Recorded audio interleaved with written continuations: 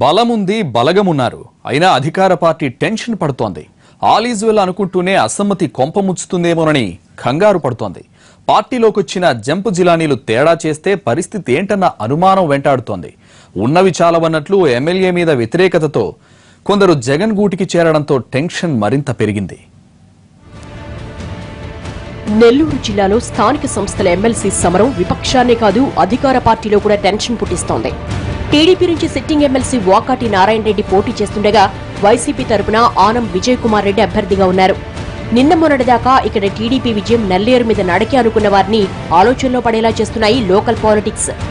ఎన్నికల్లో కనీసం అభ్యర్థిని కూడా పెట్టలేని స్థితిలో ఉన్న వైసీపీ చివరకు గట్టి అభ్యర్థిని రంగంలోకి దింపి అధికార పార్టీకి సవాల్ విసిరింది. నెల్లూరు జిల్లా రాజకీయాల్లో సుదీర్ఘ ప్రస్థానమున్న ఆనం కుటుంబానికి చెందిన విజయ్ కుమార్ రెడ్డి రామనారాయణ రెడ్డి వివేకానంద రెడ్డిలకు స్వయాన సోదరుడు. గత ఎన్నికల్లో కాంగ్రెస్ అభ్యర్థిగా నెల్లూరు రూరల్ నుంచి పోటీ చేసి ఓడిపోయాక అన్నలతో విభేదించిన విజయ్ కుమార్ వారితో కలిసి టీడీపీలోకి వెళ్లకుండా వైసీపీలో చేరారు. స్థానిక సంస్థల ఎన్నికల్లో నెల్లూరు జిల్లాలో వైసీపీ మెజార్టీ స్థానాలు గెలుచుకున్నా టీడీపీ అధికారంలోకి రావడంతో పలువురు జడ్పీటీసీలు, ఎంపీటీసీలతో పాటు కౌన్సిలర్లు, కార్పొరేటర్లు అధికార పార్టీ తీర్థం పుచ్చుకున్నారు. దీంతో టీడీపీ బలం పెరిగింది.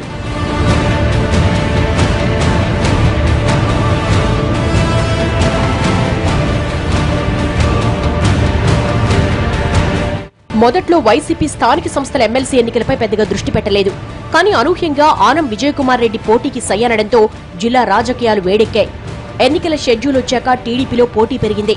మొదటి నుంచి వాకాటి నారాయణ రెడ్డి అభ్యర్థి అనుకున్నా చివరి నిమిషంలో ఆదాల ప్రభాకర్ రెడ్డి రేసులోకొచ్చారు.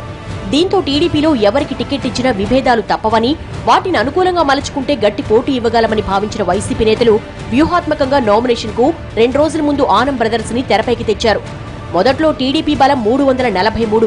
పార్టీ అధికారంలోకి వచ్చాక వైసీపీతో పాటు స్వతంత్రుల చేరికతో ఈ సంఖ్య 480కి పెరిగింది. వైసీపీ బలం 437 నుంచి 336కు పడిపోయింది. మ్యాజిక్ ఫిగర్ 424 కంటే టీడీపీకి 50కి పైగా అదనపు ఓట్లున్నాయి. ఈ లెక్క ప్రకారం సునాయాసంగా టీడీపీ గెలిచి తీరాలి. కానీ పార్టీలో తాజా పరిస్థితులు అభ్యర్థికి కంగారు పుట్టిస్తున్నాయి. నామినేషన్ల ఘట్టం ముగిసి 2 రోజులు కాకముందే పార్టీకి చెందిన కొందరు ఎంపీటీసీలు వైసీపీలో చేరడం అధికార పార్టీకి విస్మయాన్ని కలిగించింది.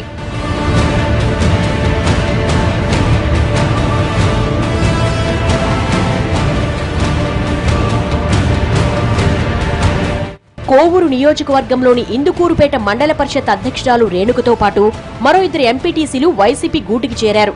మండలంలో గట్టి పట్టున్న కైలాసం ఆదిశేషారెడ్డి కుటుంబం విపక్ష పార్టీ వైపు మొగ్గడంతో టీడీపీలో గుబులు మొదలైంది.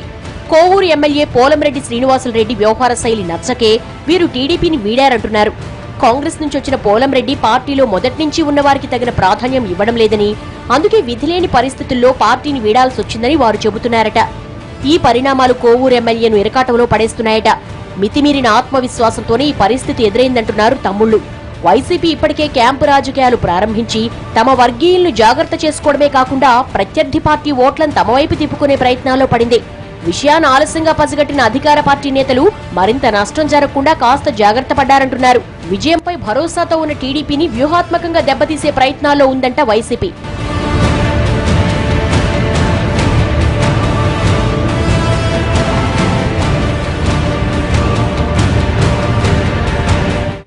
వైసీపీ నుంచి టీడీపీలోకి వచ్చిన స్థానిక సంస్థల ప్రజాప్రతినిధుల్లో కొందరు తమకు తగిన ప్రాధాన్యం లేదనే అసంతృప్తితో ఉన్నారు. వీరంతా అదును చూసుకుని దెబ్బ కొడతారా అన్న అనుమానం కూడా అధికార పార్టీ నేతల్ని కంగారెత్తిస్తోంది. ఓవైపు రాష్ట్రంలోని మిగిలిన ఎమ్మెల్సీలు చాలా వరకు ఏకగ్రీవంగా ఎన్నికైతే బలముండి రేపేదైనా తేడా జరిగితే అసలుకే మోసం వస్తుందని టీడీపీ నేతలు జాగ్రత్త పడే ప్రయత్నాల్లో ఉన్నారు.